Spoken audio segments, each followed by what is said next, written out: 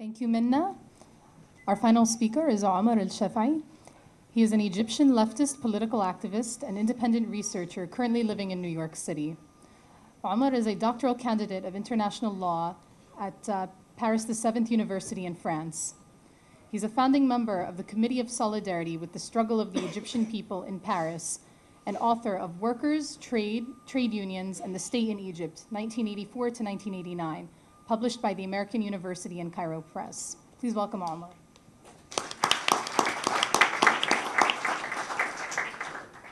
Thank you very much, Hoda. And it's, on the one hand, a bit embarrassing to speak after such eloquent and well-researched presentations, but at the same time, they provide me with an excellent background to what I want to focus upon, which is the role of labor and the working class and the labor movement in the current revolutionary process in Egypt.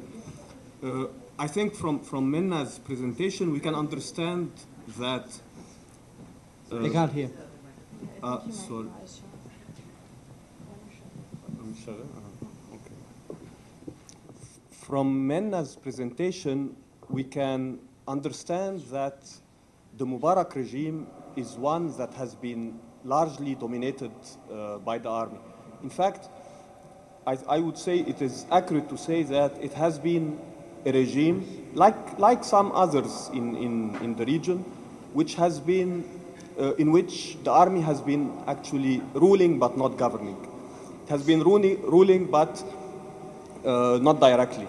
And one way of perceiving the current revolutionary process in Egypt is that somehow it has obliged the army to adopt the reverse formula. That is, the army today is governing directly, but somehow it is not ruling. It is not ruling in the sense that it is not capable of stabilizing the country, that is, ending the revolutionary process or calming it down. And what I want to argue that this is in part, but only in part, of course, because of one important component of the current revolutionary process, which is usually not covered enough, I think, in mainstream coverages of this revolutionary process, which is the labor movement. Now, to understand why the labor movement is important in Egypt, it is very important to remember that the Mubarak regime was not only a brutal dictatorship, which is a strategic ally of the United States in the region, but it has also been a model of neoliberalism. And I will not go through, I think much was said about that, but let me just quote a very recent report by the World Bank. In fact, the World Bank in 2010, in its Doing Business report, uploaded two countries, Colombia and Egypt, as, I quote, top global reformers. And in fact, this notion of Mubarak's Egypt being top global reformer or top world reformer has been repeated in World Bank and IMF reports over the last few years. And I would say that if they describe Mubarak's Egypt in such terms, it is basically because of three factors, three characteristics of this regime. First, the scale at which, especially in the last 10 years, privatization and in general the implementation of a neoliberal agenda has gone. Just to give you an idea of the scale of this neoliberal transformation, I also was looking at some statistics of the World Bank that go back to 2008 about a comparative study actually of social spending in different countries of the world.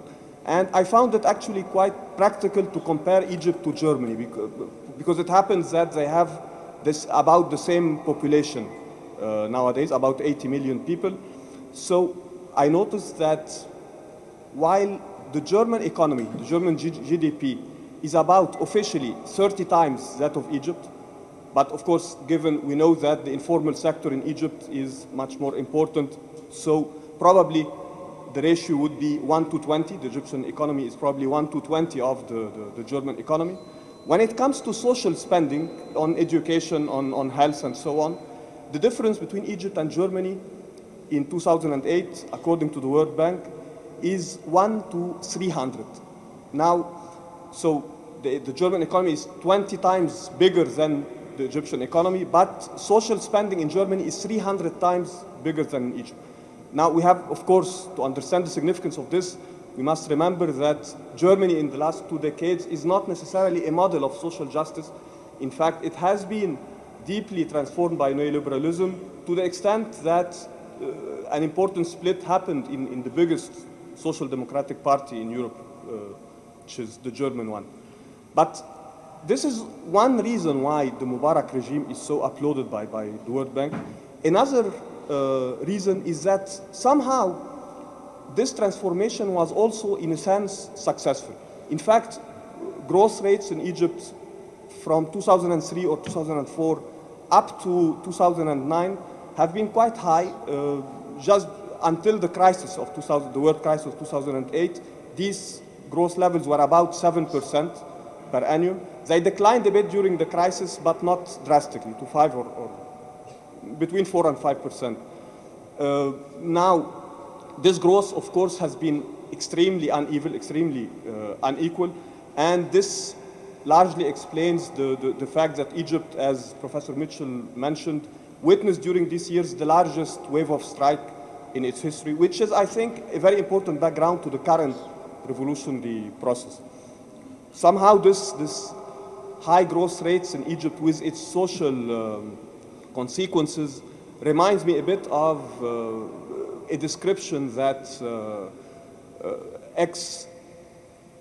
ex-Brazilian President Cardoso made of the Brazilian economy under military dictatorship in the 60s and 70s. Of course, Cardoso was not then president. He was still Marxist, even if it was a Marxism of a third worldist character associated with dependency theory. He was asked about the Brazilian miracle of the time, and he said that Brazil was doing fine, but not Brazilians. And I think we could say so also about Egypt the last decade. It was doing fine, especially with the criteria of the World Bank, but not Egyptians. But the last reason why Mubarak was so applauded, in fact, was the way, and here, in fact, the credit goes, I think, much deeper in the regime to the Nasser era, was the way in which trade unions have been totally incorporated into the state structure and transformed into really a weapon of the state against the workers. Now, I will not go into details of how this was done, but very basically, this was the implicit social contract that Nasser established in the 50s. This was both a populist and an authoritarian regime. So on the one hand, one aspect of this social contract was to repress all sorts of independent organization, struggle, and so on. On the other hand, there were important social reforms, and especially the, job security, wage concessions to the working class that tended to create this social contract. Basically, it was the slogan that represent this was for the people, but not by the people. Now, with the neoliberal transformation, of course, one aspect of this has been totally abandoned, the element of for the people, while the question of state, the aspect of state control over the trade union structure has been actually accentuated with different trade union laws in the 70s and 80s that gave more and more power to the higher echelons of the trade union bureaucracy, which are totally dominated by the state. I think this is an important background to the current struggles. Basically, the essence of the revolutionary process which is going on today in Egypt is really the convergence of three types of struggles that were important in the last decade. We had, in the early 2000s, a wave of anti-imperialist struggles, starting with a movement of solidarity with the Palestinian Intifada that soon transformed into a huge, in 2003, a huge mobilization in Tahrir Square, huge not by the criterion of today, of course. It was about 50,000 people who gathered in Tahrir Square on the 19th and 20th of March in protestation against the Iraq war. This movement, with its own structures, gave way actually to the direct contestation of the regime, democratic contestation of the regime, known under the slogan of Kifaya, enough, which became a landmark of Egypt in 2004, 2005. And then you had, starting from 2006, this huge wave of strikes that actually lasted until the revolution. One problematic aspect of this was the lack of convergence between the political and the social. And I would say that very briefly, this is a problematic that is somehow still with us today.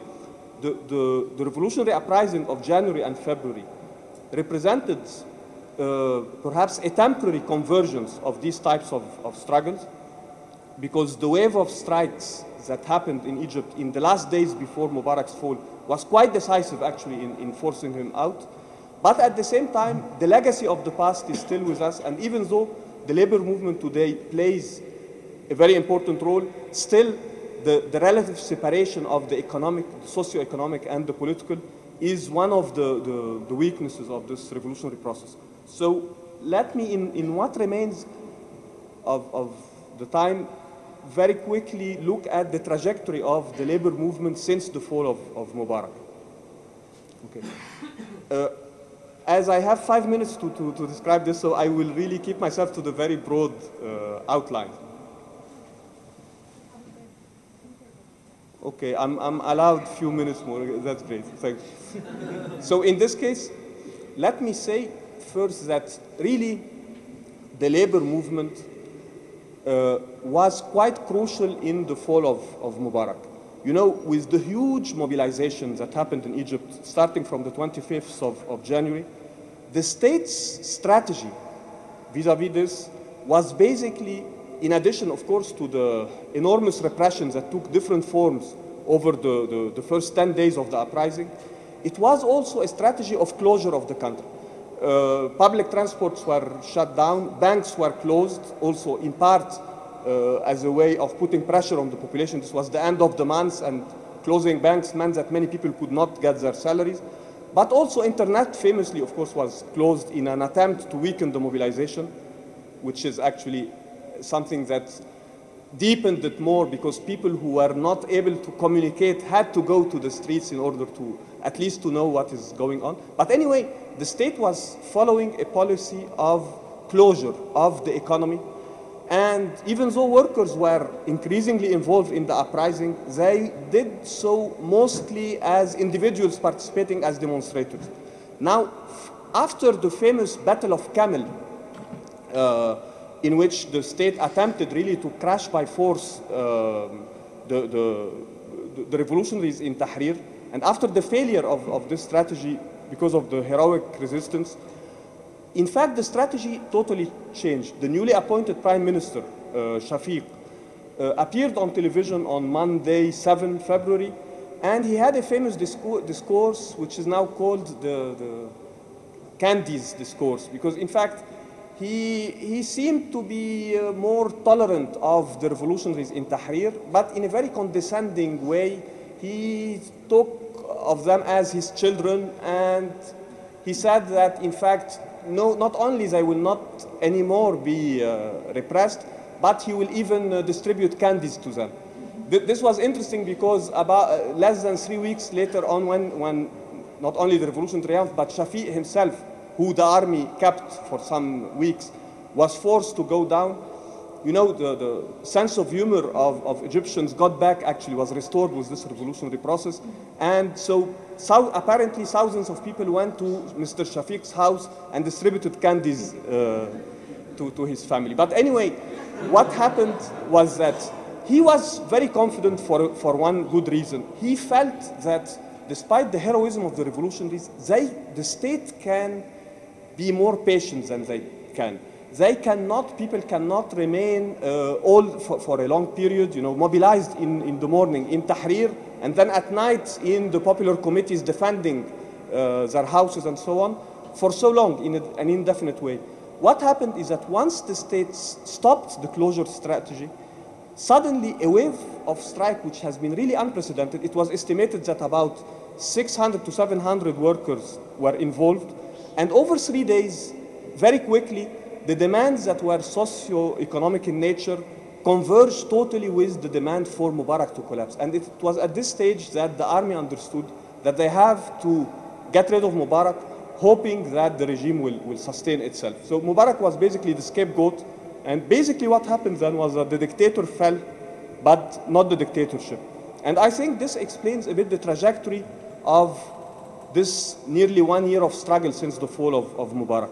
Now, the workers who had mobilized in massive scales during the last days of Mubarak continued their struggle, actually, and the statistics of struggles in Egypt during the months of February and early March are huge by all proportions, even compared to the generally high level of struggle from 2006 onwards. So it is estimated that in February and March, about 1 million, maybe 800,000 to 1 million workers were in protest, but the nature of the protests changed. It became much more focused on the enterprise, somehow targeting the little Mubaraks, the bosses. It was at this stage that actually in Egyptian media a new term was emerged, which is, I prefer to quote it in Arabic, فئوي احتجاجات. فئوي in Arabic means group, small group, but it has the negative connotation of, the same negative connotation of special interests when you speak of the labor movement in conservative circles in the United States. This was a bit, a new thing because, as also Dr. Mitchell mentioned, the state's strategy vis-a-vis the wave strike starting from 2006 has generally been not repressive. Now, suddenly after the fall of Mubarak, socioeconomic demands had this negative connotation, not only in mainstream media, but paradoxically, and this is part of the problematic nature of the revolutionary process today, often by people who are really in the heart of the revolutionary struggle in Tahrir. Somehow, a certain gulf started to emerge, a certain vacuum between the social represented by the workers' movement and their strikes, and on the other hand, the political contestation of the regime represented by Tahrir and the other quarters. But anyway, what the trajectory has been the following. You had February and March, huge strikes, but really focused on specific economic demands. This being said, the demands in general tended to converge around 4 or 5 main grievances.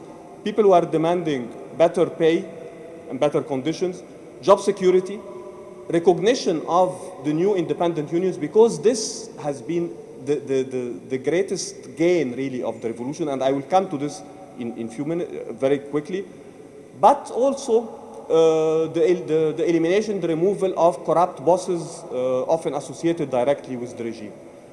What happened after March was that, on the one hand, the scale of the strike waves tended to go down. So on average, between March and August, you had on average 50,000 to 60,000 workers striking per month. We have, of course, to look at this with some caution because these are estimates by some NGOs and so on. But at the same time, there was a process of organizational consolidation. So the independent trade unions, which were actually four were created in the waves of struggle starting from 2006, became hundreds of independent trade unions. More importantly, they consolidated in a new federation, federation of independent trade unions. It's important to note that much of these trade unions emerged originally as strike committees that became unions, so they are quite militant, they are quite close also to the rank and file. So you had this period of consolidation of the organizational gain represented by the independent unions. And then you had, in September, October, a new strike wave, which at the level of its spread and the number of workers involved was probably bigger than that of February. It is estimated that between 800, again, the estimates are difficult, but between 800,000 and maybe 1 million and 200,000 people participated. But much more importantly than its scale, this strike wave really, as if it was somehow answering the accusation of Fi'awi orientation was noticed for the way the demands were generalized. The focus actually of the protest became much more the state or huge whole sectors of the economy rather than specific employers, either in the public or the private sector. But also the demand, so the focus of the protest was much larger, but also the scope of the demand was much larger. And this in itself, the level of generalization of demands, even if they remained basically socioeconomic in nature, but because they were generalized at the national level or a sectorial level, they had a political connotation that was not there before. And in this sense, I think the labor movement, while of course moving in a way which is not linear, is generally having a trajectory that is going up at the level of organization, generalization of the demands, and the militancy of the strikes themselves. Now, while this is happening, the other camp, of course, is reacting. So on the one hand, you have much higher level of repression, actually. Many of the leaders of the strikes of August and September have been severely punished, often losing their jobs. At the same time, it seems that a political decision was taken really at a high level of the state of not making any concessions, even if this tends to radicalize the struggle. The state has understood that actually conceding to the demands in February and March tended to increase the confidence and workers, and then even if the level of struggle would go down, but at least the level of organization will actually move to a higher pitch. So what happened with the September wave strike was that increasingly the demands were not, did not gain actually, and this of course is something that is creating a situation which is very delicate. On the one hand, many of those who participated are better enough to think that they need to radicalize the movement more, to politicize more, to challenge SCAF directly. But at the same time, there is also huge demoralization, especially that, of course, the demonization, of the strikes in the official press is increasing together with the actual repression itself. I think this is what explains why, with the level of mobilization in Tahrir that was somehow that many people described as a second revolution in November, which was faced by huge atrocities by the state, massacres and so on. This explains why actually at this stage a general strike that was probably needed if the revolution was to deepen and to get victorious at this new stage did not materialize. And I think that probably, I think I have to conclude by saying that today we have a revolutionary process which, compared to what happened less than 1 year ago, is perhaps more radical, but at the same time, it is relatively more polarized and isolated. What I mean by that is that, on the one hand, the revolutionary camp today in Egypt seems, even though it's huge in numbers, it is, I mean, people who are actively involved in this revolution, either in the strikes or in Tahrir and other places, are counted by hundreds of thousands, if not some millions, but still they are a minority in the population. A significant minority, a very big minority, but still a minority. The other, and of course, this fact in itself, SCAF is very conscious of it, and it, in their thinking, following their, the opinion polls and so on, it allows them to think that the option of large-scale repression is an open one. The other dilemma, I think, is this relative divergence of the economic, socio-economic, and the political components of the revolution. One fact which could actually bridge this gap is, I think, the emergence of the independent trade unions themselves, if they are allowed to elaborate not only to consolidate more organizationally, but to elaborate also a vision, really, an alternative vision for society as a whole. I think that in much of the democratic transformations that happened in the world over the last 30 years, the mobilization of labor from below has been instrumental, whether this led to an important social transformation or not. And I think that today, you know, one important stake of the struggles is, for instance, the new legislation, the new law on trade union freedoms. This actually is it is only a draft law, which the state has been obliged to not to enact, but to propose back in April and May. In fact, the fact that only they drafted a project of law that would allow for a plurality of trade unions, the right to strike and so on, this in itself allowed Egypt to get out of the International Labour Organization blacklist. But this law is yet to be enacted. SCAF has rejected it, postponing it postponing it in a permanent manner. Now that we have a newly elected parliament, even though it is highly conservative in outlook and so on, I think that the battle for this legislation is something which is much more crucial than most of self-identified as revolutionaries in Egypt are aware of.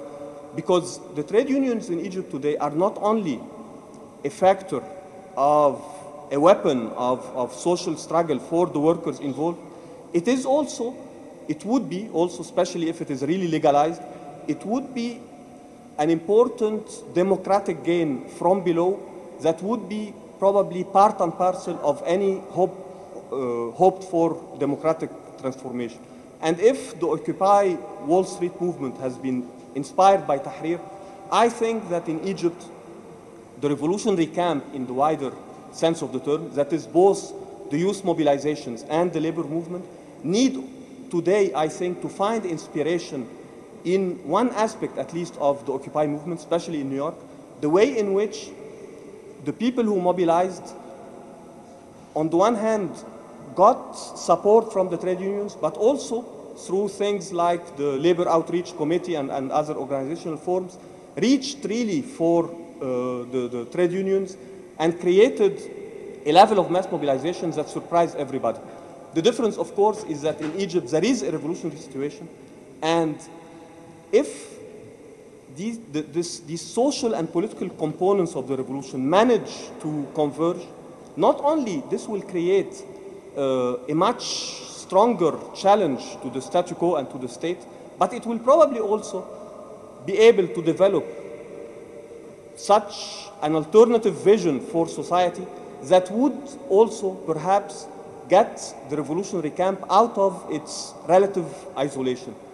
And if this happens, I think this revolutionary process, which is still unfolding, would be a source of radical change and hope for the whole region and perhaps the whole world.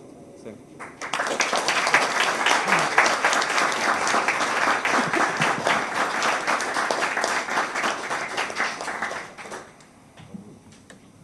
Thank you so much to all of our speakers for those very enlightening and very informative presentations. For the next half hour, we're going to move on to the discussion and Q&A portion of the panel. We just ask that when asking your questions, please come up to the microphone up here. The entire panel Alwan staff, and we would like to have your questions on record as well. And also, please try to keep your comments and questions brief, about a minute or so, just so everyone has an equal share on the panel to participate and contribute. I'd like to remind everyone that this revolution began because of a Tunisian who set himself alight because he couldn't do business in his own country. And I think Mina touched on this. I think the role of bureaucracy and corruption has been underplayed. The economic mismanagement of Egypt dates back to the 1960s when Nasser led wholesale seizure of legitimate private enterprise and gave it to his crony generals. The reason why So state corporatism did not work, and that's one of the reasons why Sadat was forced to liberalize the economy in the 80s. And if you're going to compare the industrial development of the Arab world, or Egypt rather, the republics, with the emerging Asian nations and post-war Germany, let's not conflate this. Those countries developed by creating huge trading houses where they cross-subsidized various companies. You know, they had banks holding golden shares, which protected them from the short-termism of stock markets. They also had greater participation of workers at the board level of companies. It was not state corporatism. And one of the problems that Egypt faces now is, how can you say Egypt has been neoliberalized when 40% of the economy is under the control of military cronies? It's not. You will never get inward investment by anybody, whether they're expatriate Egypt or elsewhere, if they can't have the confidence that they don't have to pay huge bribes to corrupt officials to set up a company there and create jobs. Okay. Nothing I said was defending forms of large-scale state socialism. I mean, the reference I made to East Asia and other parts of Southeast and South Asia was specific about land reform, and the reason I thought that land reform was important was because it forced an entrepreneurial class in those countries to go through the difficult process of reproducing their own wealth through the labor of ordinary people. And made them vulnerable to those labor forces. And, you know, Egypt and the Arab world has faced a different set of problems, partly for the reason I said that the land reforms were not pushed forward in the same way as they were in places like Japan and other parts of East Asia. There wasn't the same immediate fear of communism that there was in East Asia after 1949 that energized people to do that. And then I think the other has to do with this complex interaction of oil rents and forms of control of property that I think has been talked about in various ways. So the question for me is not what particular form of industrial organization is going to work. The question is, how do you make those with wealth vulnerable to the demands of ordinary people, so that they have to go through the lives of those ordinary people if they want to have some way of increasing their own wealth. And I'm interested in how you manufacture that vulnerability. I agree, large-scale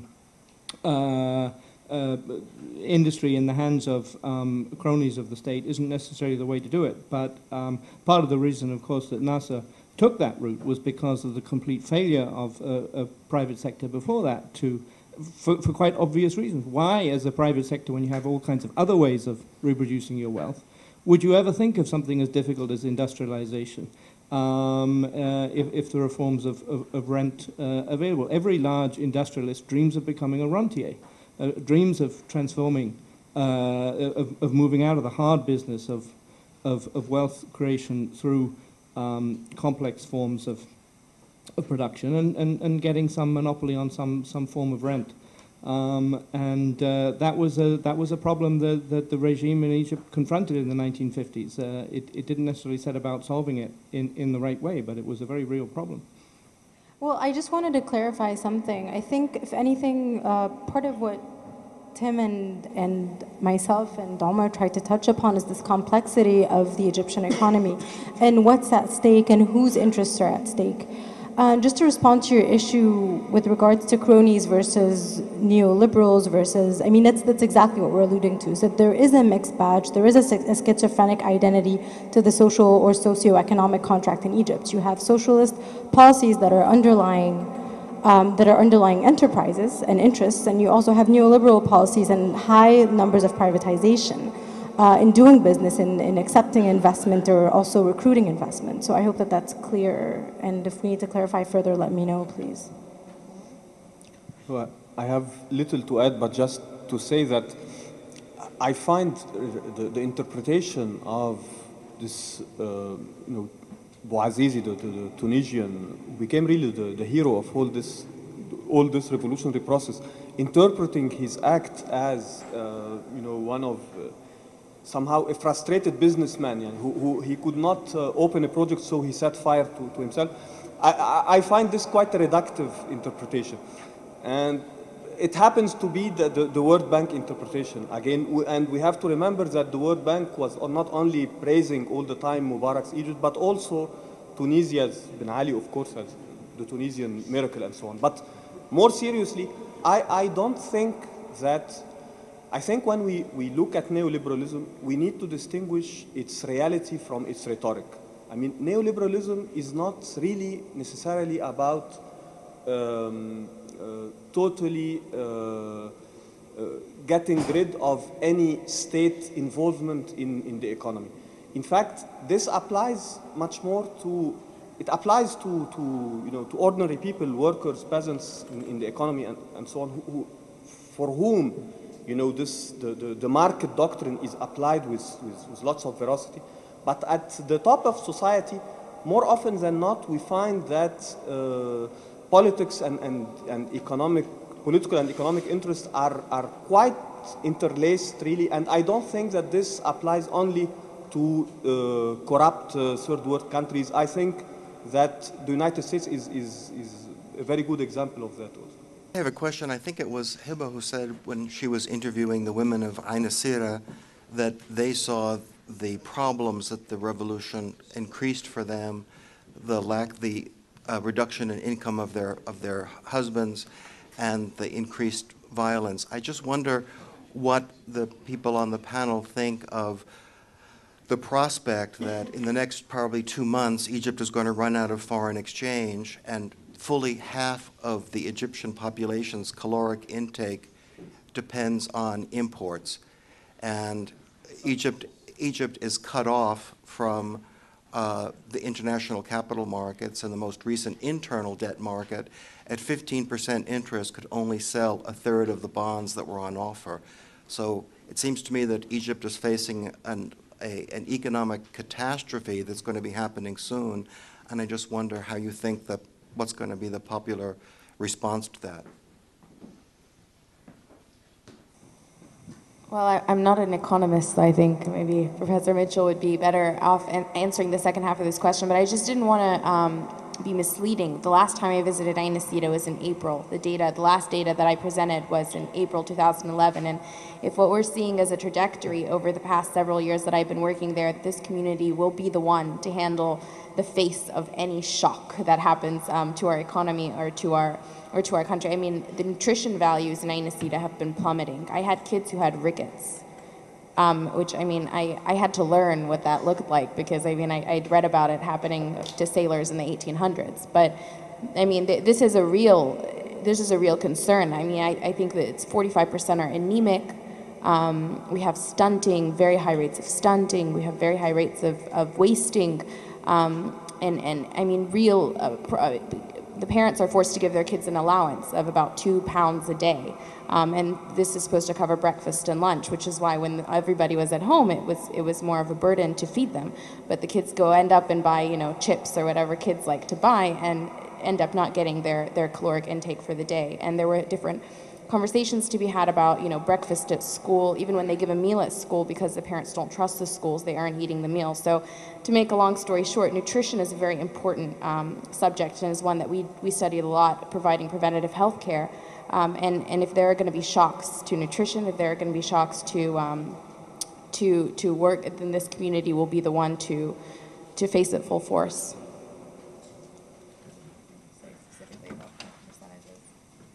About the investment question? Yeah.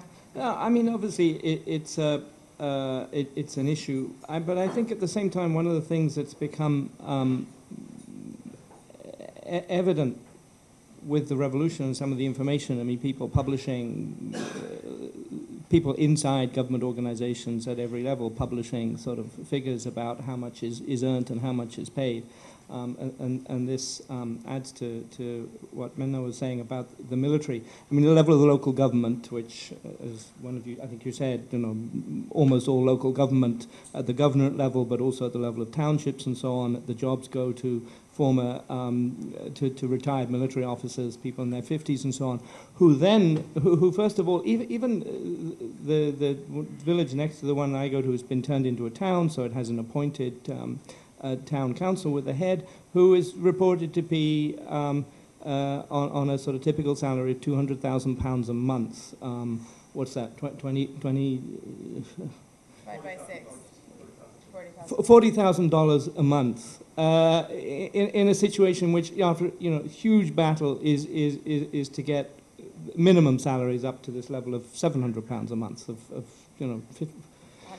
$150 a month, and that difference between $150 a month of a sort of standard government employee and the tens of thousands, not just by the guy who's appointed as the head of the town government, but then he, of course, brings in many people also from his friends in the military at similar kinds of salary levels to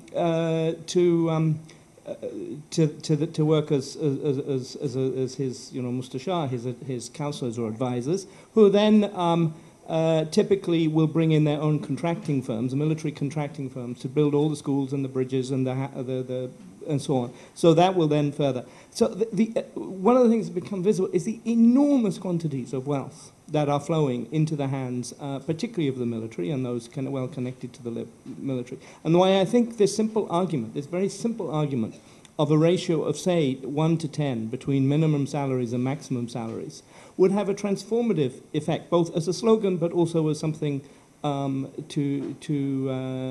aim for. Now, it doesn't solve the problem of also attracting investment from outside, but I think one wants to think about the resources that are available on an extraordinary scale inside as well.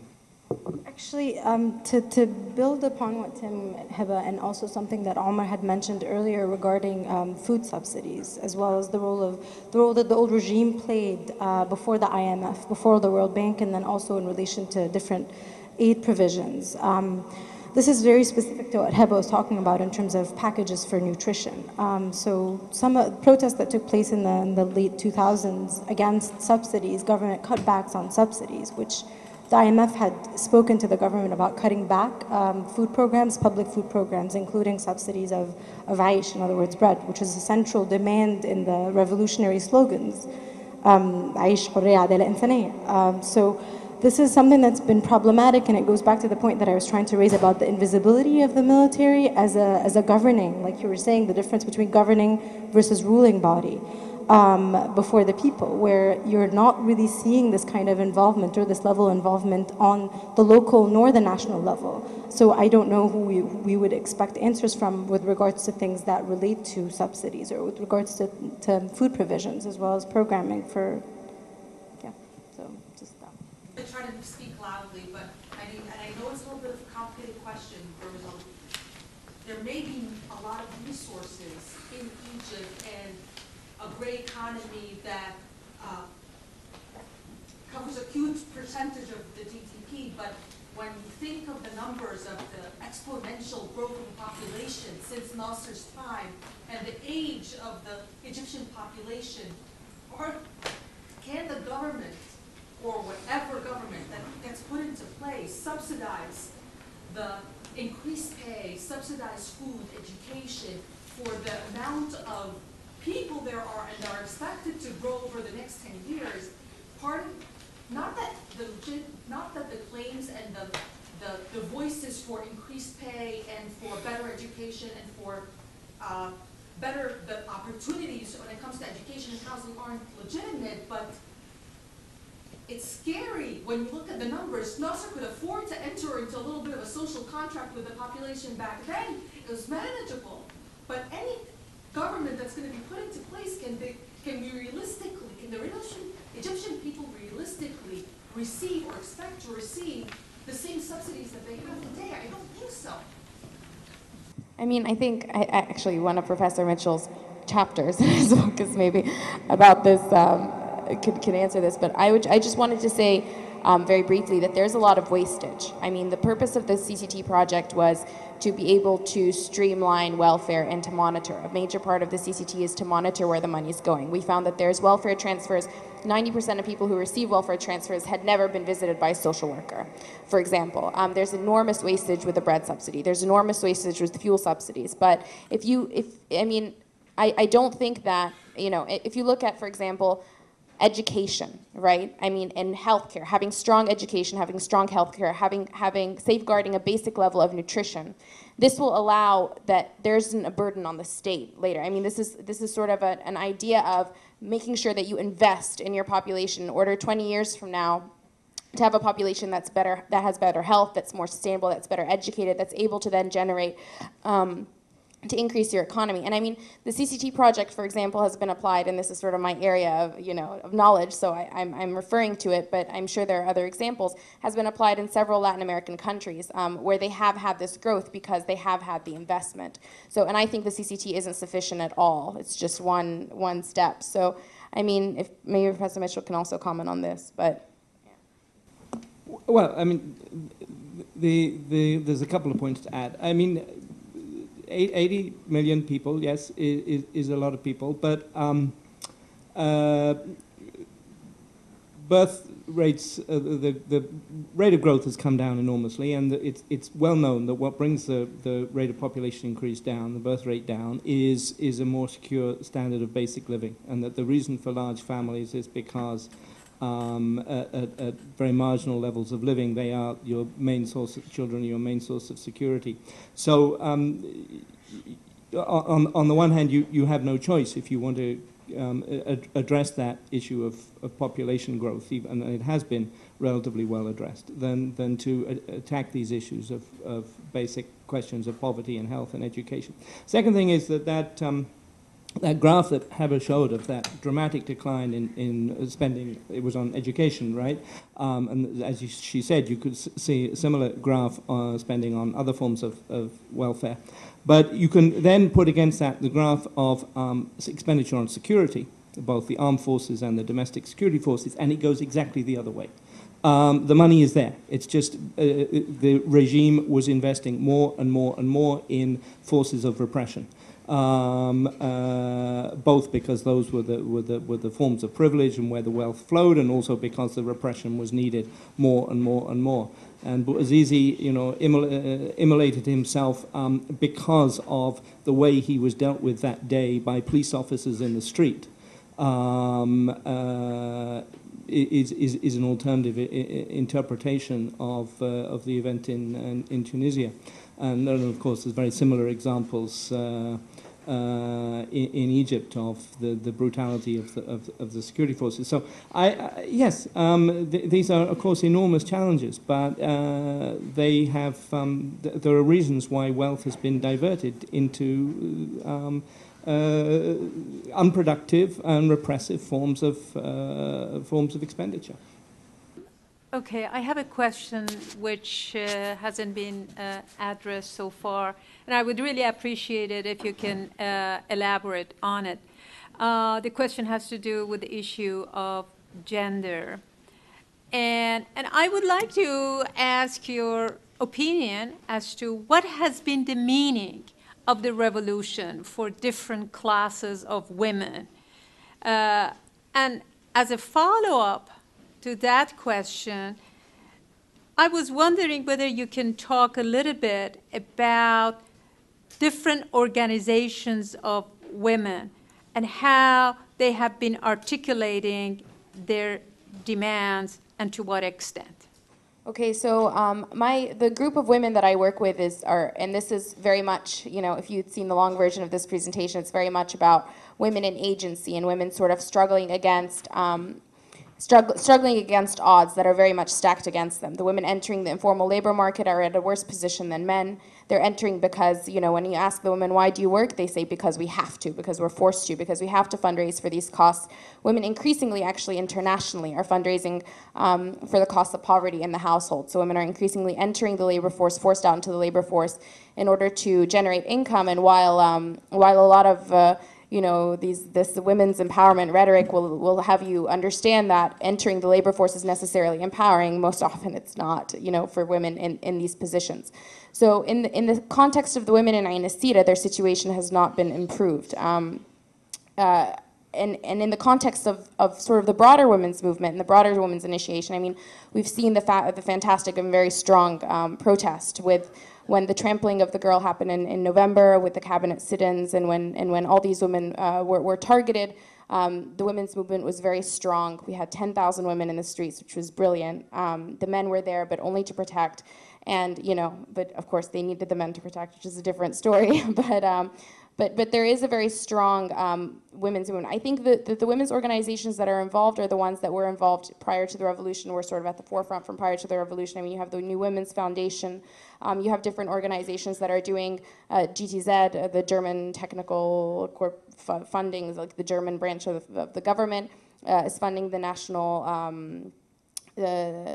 which is like it's a consortium of lawyers that are looking at women's issues, and you have sort of these same groups still working to support women's rights. But what I hope to see, and what I haven't seen, is the support for the women who are under the poverty line, who are working informally. I would actually really like to see, you know, the development of a union, the development of organized action for those women, which we're not seeing. We're not seeing sort of recognition of the majority of Egyptian women who are living, or, you know, the 40% of Egyptian women who are living under the poverty line, or having sort of have just very basic struggles day to day. And and something else I really need to talk about is personal status law, because personal status law being already backward, or already I don't know a better way to say it, it's a very you know, unprofessional term, but already being very conservative, is now suffering a backlash. So just as what happened, you know, I mean, I don't know how many of you are familiar with the trajectory, but in 1979 we had a progressive law put in place for personal status, which is the law that governs the family, governs divorce, governs inheritance, etc. And in 1985 it was repealed because it was called Johannes Sadet's law. And if you read that court case, I don't know how many of you have, you'll see that actually the law was repealed because it was passed under emergency law, which is ridiculous because everything was passed under emergency law. So you know, the same rhetoric is being used now to call these laws Suzanne's laws, to call these laws. So people are calling against khola, which is no-fault divorce. And we're really seeing actually a recession in women's rights on that front. So somebody wants to add? I just want to add that the women question is really at the heart of this revolutionary process, and not only because of the mobilization of women themselves, but in fact also in large because of the nature of Egyptian society over the last decade or so. I think that the depths of the current revolutionary process, as deep as it is probably less deep than the societal crisis that produced this revolution. In fact, I mentioned briefly 3 different kinds of struggle over the past decade, but actually these struggles were not the only, and perhaps not even the major way in which Egyptian society was responding to its inbuilt crisis over the last decade. We know that huge societal crises can create also scapegoats of different kinds, and women in Egypt were a major scapegoat over the last few years. There are sociologists in Egypt over the past years made serious studies about why women have been targeted by abuse in a massive way, I mean by popular mobs at different stages of the last 4 or 5 years. Another indication of the scale, actually, of this societal problem is that something like, for instance, suicide rates. Now I'm a bit away from the women question. Suicide rates in Egypt over the last 5 years increased between 5 and 10-folds, while they have been stable for about 100 years. In fact, suicide rates in Egypt were in a bit less than the world average, and they became among the highest levels of the world in the last 5 years. What I want to say by that is that these are actually symptoms, really, of a society in crisis. And part of the glory of this revolution, and we've seen glorious symptoms of that during the uprising of January, February, has been really sparks of society emancipating itself from forms of demonization, from forms of inner repression that seem to be highly inbuilt. The women question was part of that. This is why the massive participation of women in Tahrir Square during this uprising, but January, February, but also in the other encampments that happened at, not so only in Tahrir, but in other places throughout this year, somehow a new morality has been created. We have not heard during this mobilization of any kind of sexist abuse. And I think this is partly why the counter-revolution is very conscious that it needs to restore and to deepen these kinds of attitudes. This applies also to the Coptic question, of course. So I think that even independent of women's agency and their own struggle for emancipation, the question really is at the heart of the revolutionary process. But as Heba said, also women are responding.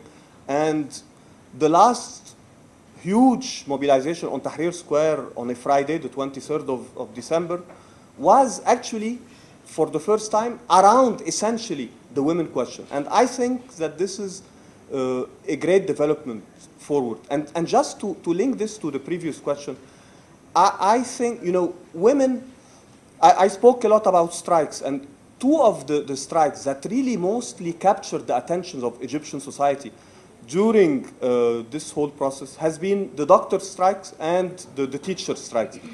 In both cases, these are two sectors where you have major participation by women in the labor force.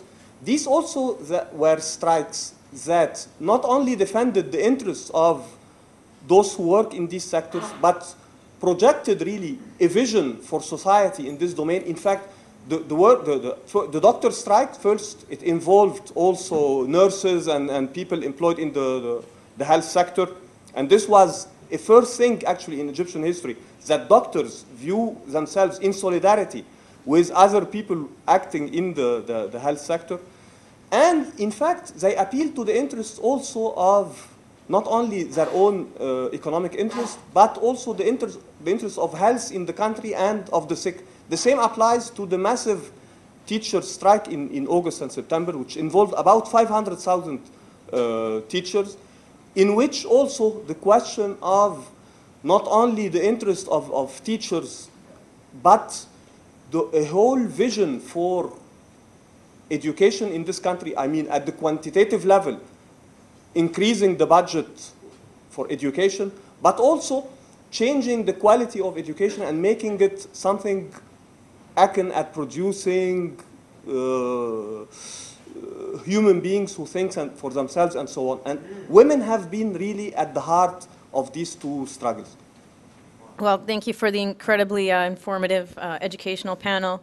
About the Tunisian man who set himself on fire, I think at the heart of that is this desire for dignity, regardless of the terrorism and brutality that's coming at you. And I think that that's also what we see as a theme with the Egyptian uprising in general, and this willingness to move beyond fear, which I think did ignite a global revolution in Occupy. And so on a very human level, that seems to be something that hasn't been brutalized out of existence yet.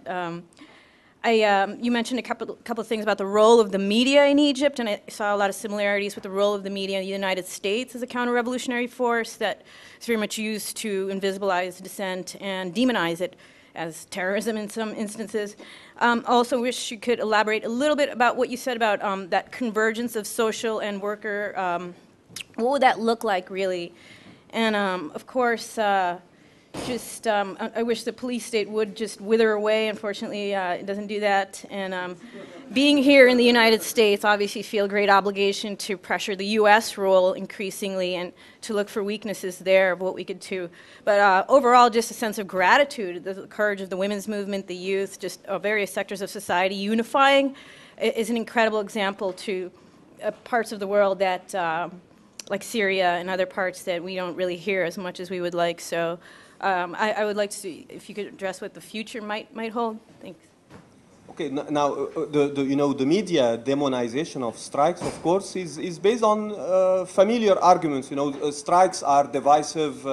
workers' selfish, greedy financial interest at the expense of society. And then, of course, the famous question of the wheel of production in Egypt, workers' strikes being detrimental to the economy and hence to the national interest.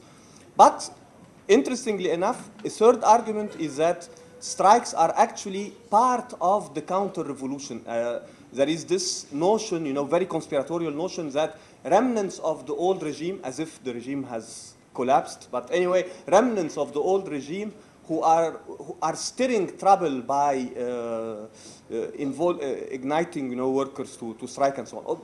Well, all this is not really very serious. I think the main reason for which the rich and powerful in Egypt are afraid of strikes is that they have this potential, really, people participating in struggles from below and emancipating themselves and discovering that they have the power and the confidence to change society.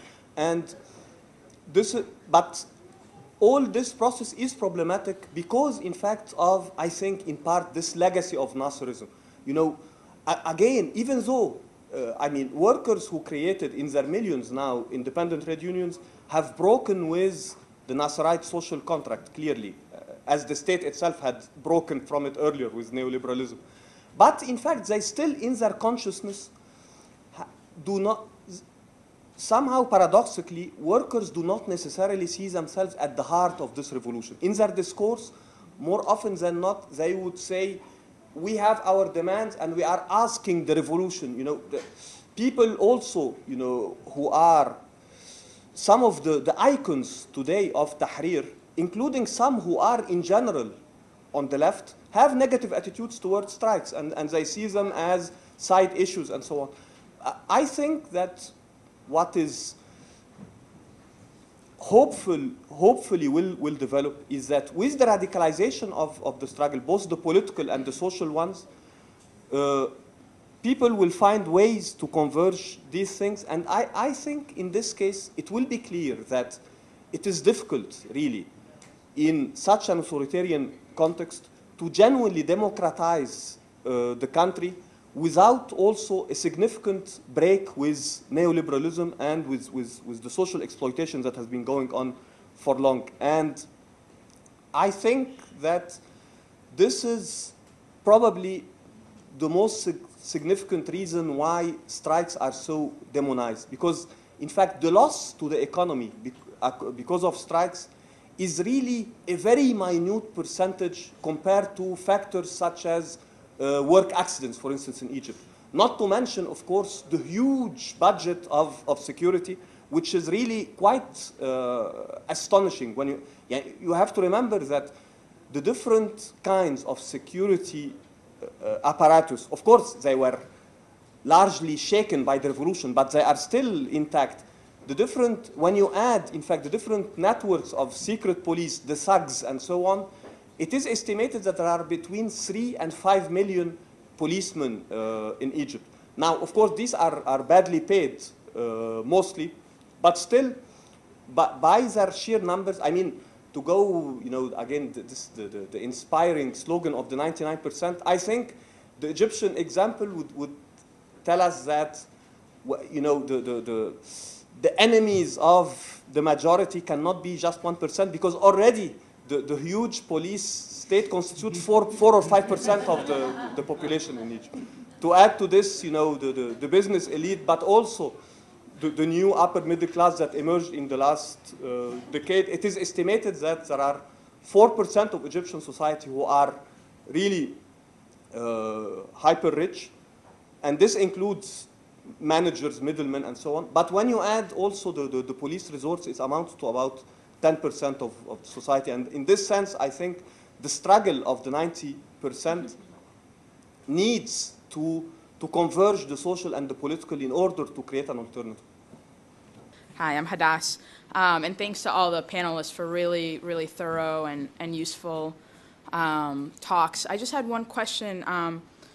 You said, Omar, earlier that I was interested in this point about the radicalization seems more radical or more, than it had been last year or at the beginning of of this year or whatever, but more isolated or more polarized, which I think is a really useful and interesting way to think about it. And I'm just curious what your other panelists' opinions are about what role some of the mass mobilizations are, like the one that took place at the end of December or the one that's coming up on Wednesday, like what potential exists, what role they can play in terms of broadening the movement or in terms of answering this question about, the separation of some of the political and economic demands, like what kind of role they play in that trajectory. Well, I just agree with what Omar has already said and others have already said about the enormous significance of what's already been underway, both since January the 25th, 2011, and in the years before that. And I think Omar's accounting of how things had developed and shifted and so on over the last 12 months is enormously useful for. And on the one hand, the sort of this more recent sort of broadening of the set of demands, and that was and sort of linking them to more national issues, and I think that's a really important thing to think about and to help try and articulate. And I've already brought up a couple of times, for instance, this issue of relating minimum wages to maximum wages. And other kinds of ways of extending particular campaigns and grievances and strikes and so on into things that can be advanced on a national level and then tied into the issue, for example, of education. So that if you look at teachers' wages, that is, among other things, a way of solving or beginning to address a much broader set of questions in education, in healthcare, and so on, and getting all these linked together. At the same time, partly because I did manage to spend a few days in the village where I get to go. Of course, 50% of Egypt's population is still rural, and half of those are still farming, mostly part-time, and that's enormously important. And the issues of labor organizing and so on for those who farm and farm on a very small scale are very different from those who are organized in professions and factories and so on. But at the same time, there has been, both at the national level, of course, the emergence of a farmers' movement that had its roots earlier in the protests against the privatization or the elimination of some of Nasser's land reform measures, with groups like the Land Center for Human Rights and others.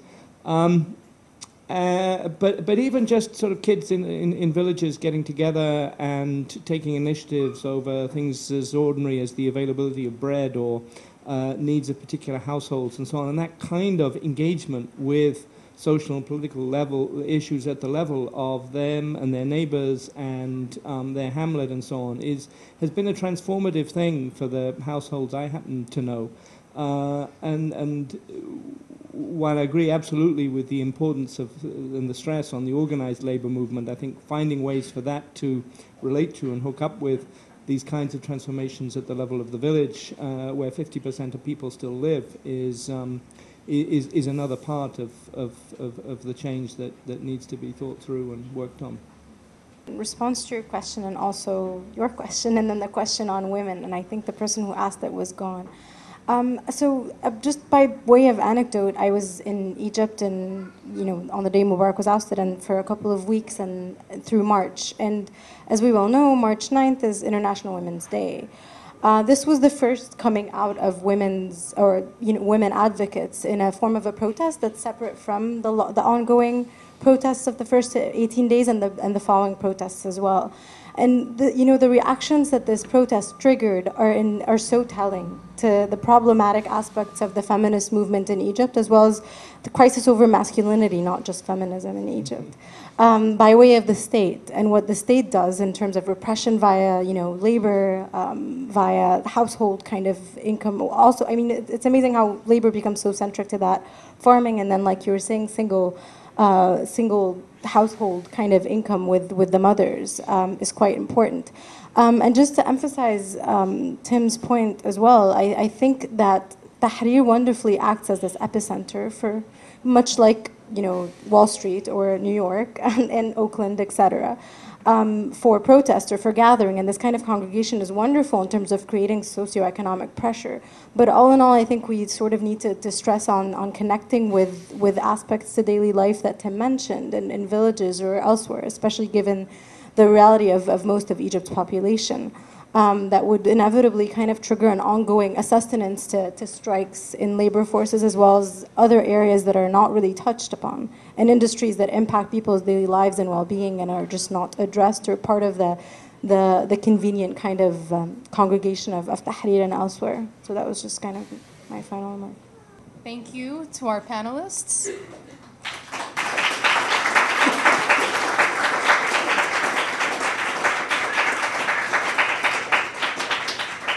So before we close off for the evening, I'd also like to thank all of you for attending. I would like to thank the Network of Arab American Professionals for co-sponsoring this event and providing us with refreshments.